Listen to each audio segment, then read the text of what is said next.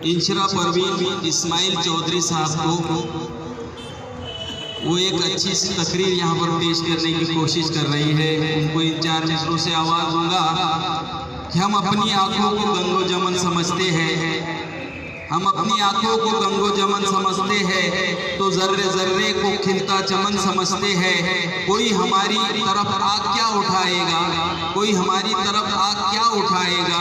हम अपने जिस्म को ही अपना कफन समझते हैं, हम अपने जिस्म को ही अपना कफन समझते हैं।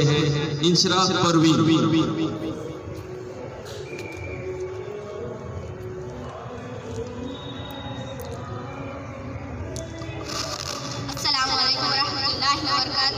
मौजूद सामाईन इकराम, आज मैं 26 जनवरी के मुताबिक आपसे कुछ गुज़ार करना चाहती हूँ। 26 जनवरी का दिन हमारे मुल्क भारत की तारीख में अहमियत हासिल है, क्योंकि इसी दिन हमारे मुल्क का आइन नाफिज हुआ था। उससे कल हमारा मुल्क 15 अगस्त 1947 में अंग्रेज़ों की गुलामी से आज़ाद हुआ। 15 अगस्त 1947 को भारत आज़ाद हो गया, लेकिन 26 जनवरी को आज़ाद जमहूरी मुल्क बन गया।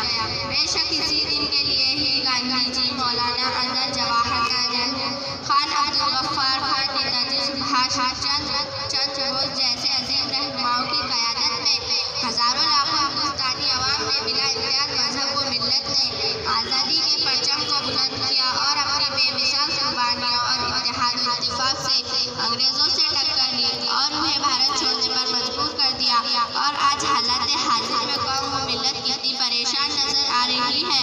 चंद फिरका परस्तों ने हमारे मुल्क का आइन बदलने की कोशिश की, जात जात में तफरीका फैला दिया है। हमारे मुल्क भारत की तारीख में हमारे मुल्क भारत के तमाम रियासतों में NRC और CAA का कानून नाफिज कर दिया है। बस आखिर में अल्लाह से दुआ करती हूँ कि हमारे मुल्क को अमन और शांति का नमूना बना दे। या रब फलक से ऊंचा उद्देश्य उठा दे, या रब फलक से ऊंचा उद्देश्य। और इस मुद्दे पर मैं अपनी बात को खत्म करती हूँ। या रब फलक से ऊंचा उद्देश्य को उठा दे, या रब फलक से ऊंचा उद्देश्य को उठा दे। मेरे चमन को सबसे अच्छा चमन बना दे। महफूज रखना शाख बुलबुल की आशिया की, महफूज रखना शाख